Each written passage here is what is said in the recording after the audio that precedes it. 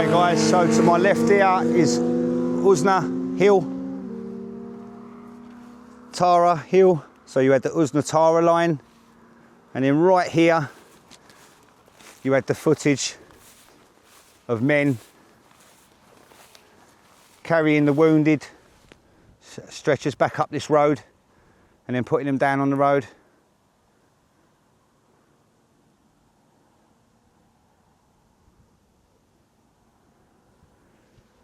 Then this side of the road,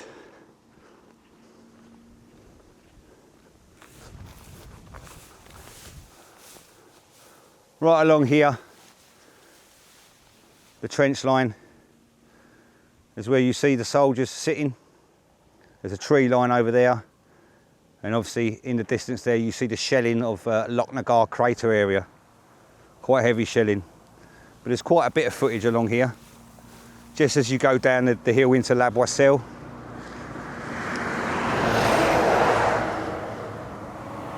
So I say Lochnagar's over there.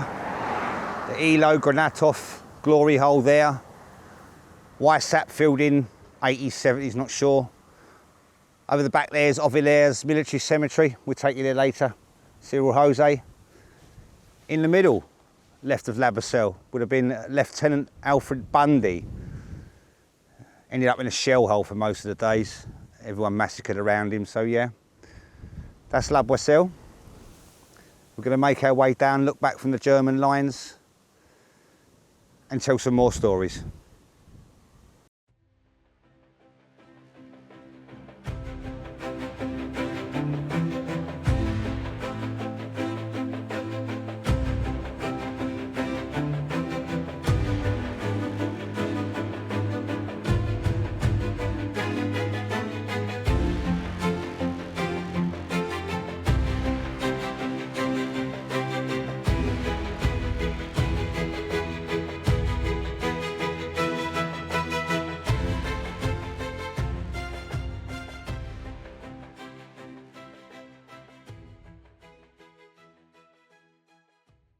Okay, now we've just popped down to Boisselle.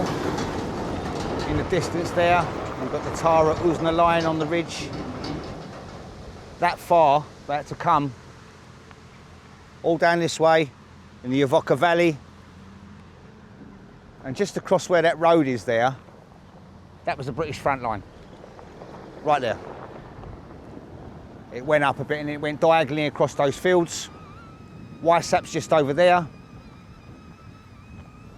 The Granatov in the middle, and Lochnagar the other side, where there's loads of students at the moment, so we'll pop down there later.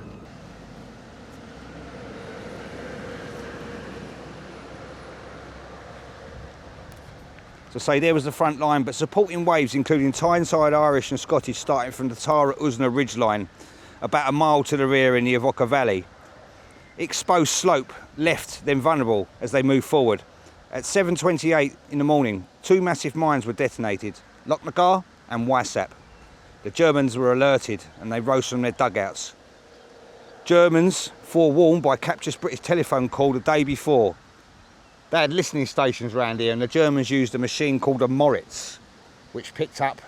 You see, the Germans never knew what time the attack was, and they give it all to them that morning, so they picked it up here on a listening station using a Moritz. Within 10 minutes, 80% of the men in the leading battalions were casualties. Boisselle, not fully captured until July the 4th to 6th, and Ovillaires held till July the 16th. The 34th Division suffered over 6,000 casualties that day. I think there was 6,500 lying in Sausage Valley and 5,000 to 6,000 lying in this valley dead as well, or wounded. You could just picture the screams of these men asking for help. Attacking this way, or trying to get to the front line. And the front line was over by that bush and the tree there.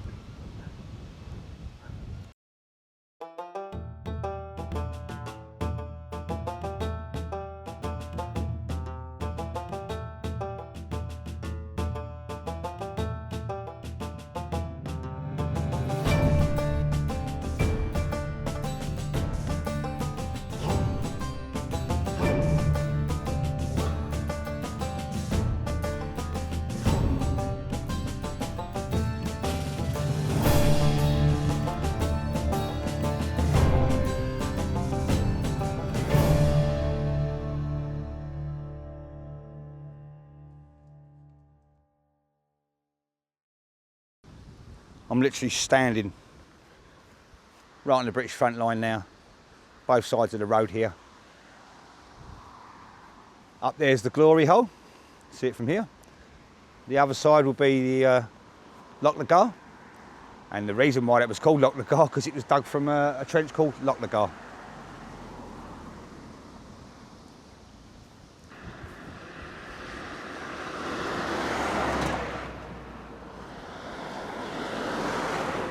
So this was the starting point on the 1st of July. Usna hill in the distance, where the 102nd, 103rd Tyneside Irish and Scottish attacked, massacred in these valleys in front of us before they even got to their front line, which was right here.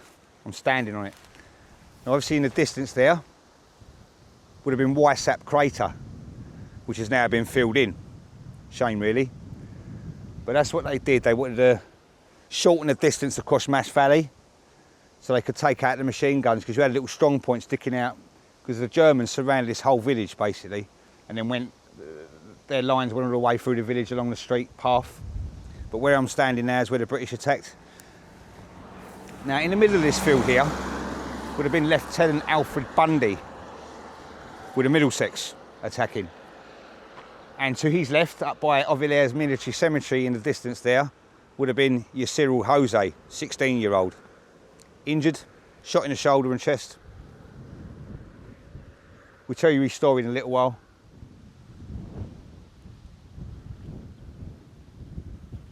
But the front lines carried on up this street, up this road, and then they crossed to the higher ridge over there, which is where Jose attacked from, and Bundy, somewhere in the middle of these fields, he attacked from. He was lying in a shell hole here for ages.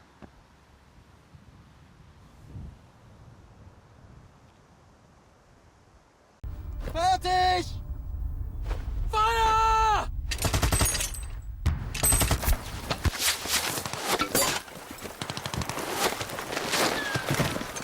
Down!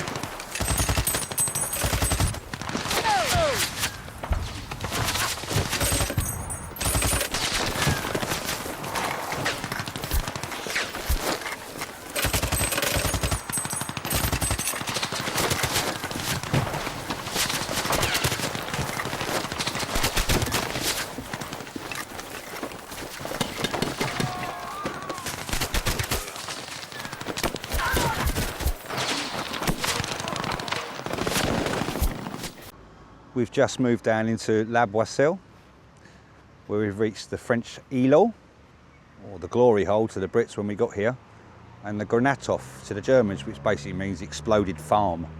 So that was destroyed. It's obviously private land, so you have to respect that, but we can surely just have a view from the outside, have a little look. This was in the middle of sort of no man's land, where you've got Lochnagar over that side, Boisselle over that side, so the Granatov in the middle, but this was in the middle of no man's land, and this is where they started the tunnelling. So they got in a guy called John Norton Griffiths to take control of this, and he needed a strong man, so he got in a guy called Henry Hance. Now Henry Hance was a bit of a first-class rascal apparently, but he got the job done.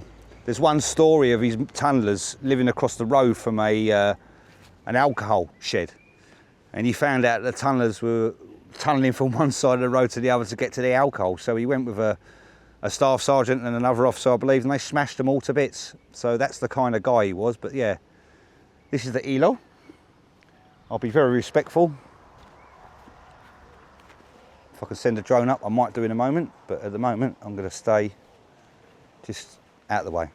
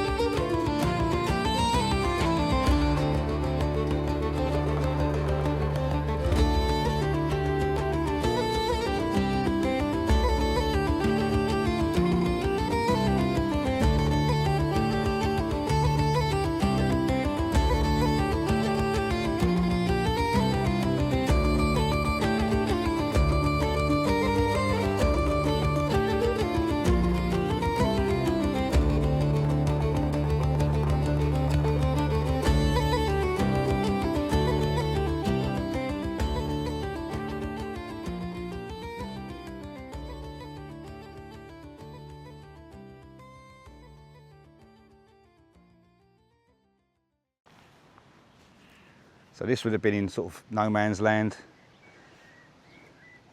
British lines literally coming across this way, right where that road is to the right, the British lines went. Germans up this way, and then the German front line run all the way along the main street of Albert, not Albert, sorry, La Boisselle, before crossing the fields over there where Auvillers was. Obviously Mash Valley over there, Sausage Valley over this side, the Elo.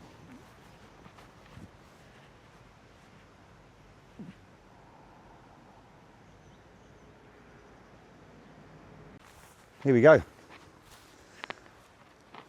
Right in the middle of no man's land. See all these craters, basically the British and the Germans blew themselves apart in the end. If you watch the documentary Secret Tunnel Wars with Peter Barton, you'll see all underground here. They dug it all out. And don't forget as well, there's two tunnellers still stuck here. John Lane and Ezekiel Parks. And just along here will be Scone Street. But yeah, this is the Elo.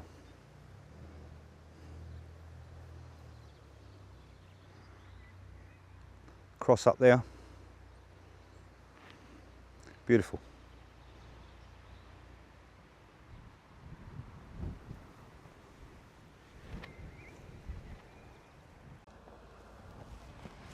Okay, we've just made our way round from La Boisselle to Lochnagar Crater. Obviously this was right of the village, Weissap was left and the Elo was in the middle. We were here last year, but we were at like 11 o'clock at night and we didn't really say much about it, but I'm trying to skirt around all these coach parties here today. It's a very, very busy day. So we'll do what we can. Preserve the memory of the courage and suffering that took place here on the 1st of July 1916.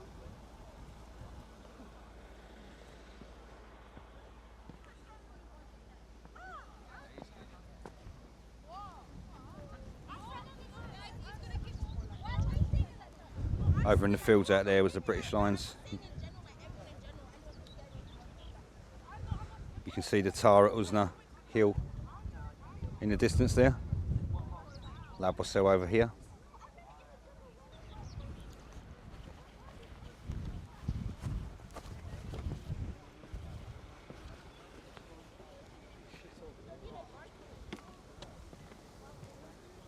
Here's the crater.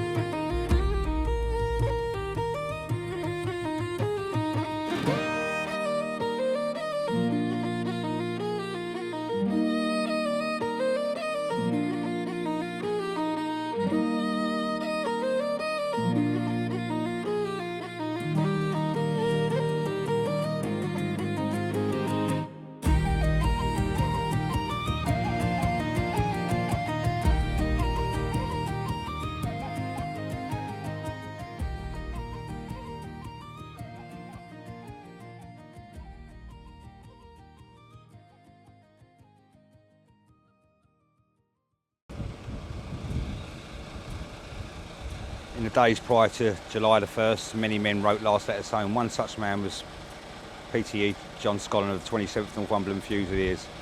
This is his letter to his wife Christina and their 7 children, written on the 27th of June 1916. My dear wife and children, it is with regret I write these last words of farewell to you. If it is God's holy will that I should fall, I have done my duty to my king and country, and I hope justly in the sight of God. It is hard to put apart from you, but keep a good heart, dear Tina, and do not grieve for me. God and his blessed mother will watch over you and my bonny little children. And I have not had the least doubt, but many that my country will help you. For the sake of one of its soldiers that has done his duty, well, dear wife Tina, you have been a good wife and mother to look after my Kenny Burns, and I'm sure they will be a credit to both of us. Dearest wife Christina, accept this little souvenir of France, a cross made from a French bullet which I enclose for you. My Joe, Jack, Tina and Aggie, not forgetting my Bonnie twins Nora and Hugh, and my last flower baby, whom I have only had the great pleasure of seeing once since he came into the world. God bless them. I will try and do my duty whilst on this perilous undertaking, and if I fall on the top of a massive bayonet, then you will know that I've died in God's holy grace. Tell all my friends and yours also that I bid them farewell. My dear wife and children, I have not anything more to say, only I wish you God's holy grace and blessing, so goodbye, goodbye. And think of me in your prayers. I know these are hard words to receive, but God's will be done. From your faithful soldier, husband and father, John Scullen, B Company, 27th. Goodbye, my loved ones. Don't cry. I made the cross myself. PCE John Scullen was killed on the 1st of July. He's commemorating on the Commonwealth War Graves Commission Thiepval Memorial to the missing of the Somme.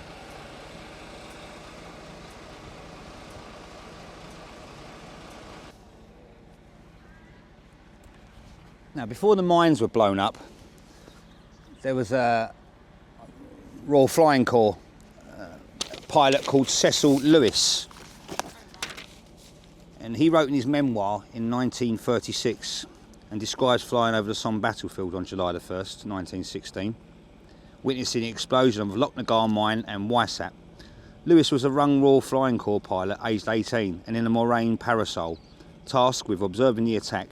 He went on to say, quote, "We were over Thiepval and turned south to watch the mines as we sailed above it all. Came the final moment, zero. At La Boisselle, the earth heaved and flashed. A tremendous and magnificent column rose into the sky. There was an ear-splitting roar, drowning all the guns, flinging the machine sideways in the repercussing air. The earthly column rose higher and higher to almost 4,000 feet. There it hung, or seemed to hang, for a moment in the air, like the silhouette of some great April tree that fell away in the widening cone of dust and debris. A moment later came the second mine, again the roar, the uplifting machine, the strange gaunt silhouette invading the sky. For a while the whole air was full of falling debris. Great chunks of chalk the size of a house were tossed about like snowflakes.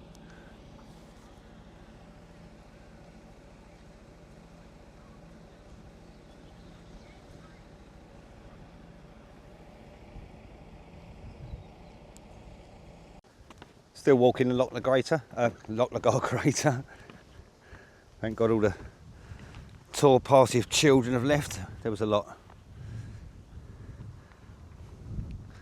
Now, out in the fields out here, with the British lines, obviously attacking towards us here. There's a lot of shell holes about here as well. Quite a big one. We'll go down into this one.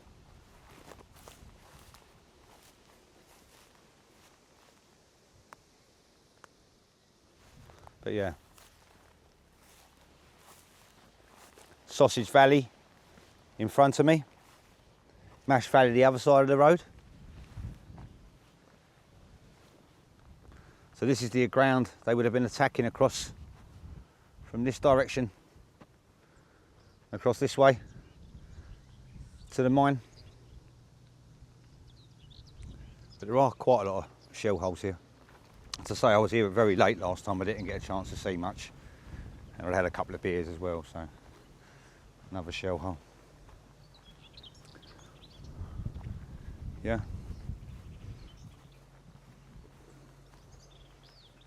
Sausage Valley. I think it was 6,000 or 6,500 men were killed in this valley, or injured. Crazy, crazy.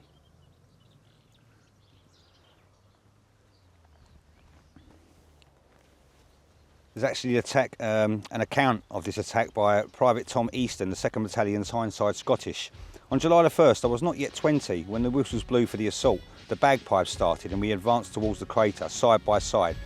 We didn't want to look like cowards. There were enormous losses. Out of 1,000 men, there remained only 1 officer and 200 men. Later, there was one event that remains etched in my memory. During the attack, we moved along the German front line where I saw one of my best friends sitting at a German artillery position. He called me over, and when I got to him, he asked me to sit down. I protested, telling him we had other things to do. He said it wouldn't take long and asked me if I could hear music. I could hear absolutely nothing. He described to me what he could see. The whole sky was opening up. Orchestras were playing, choirs were singing, and all the ancestors were telling him to come and join them. He held his arms out. "There's my old father," he says. "They're waiting for me." He fell forward and I saw he had no back. A piece of shrapnel had gone through his chest. These things shake you, but it was a momentous experience for me, and in spite of the shock, it gave me the courage to do my duty as a soldier. PTE Easton.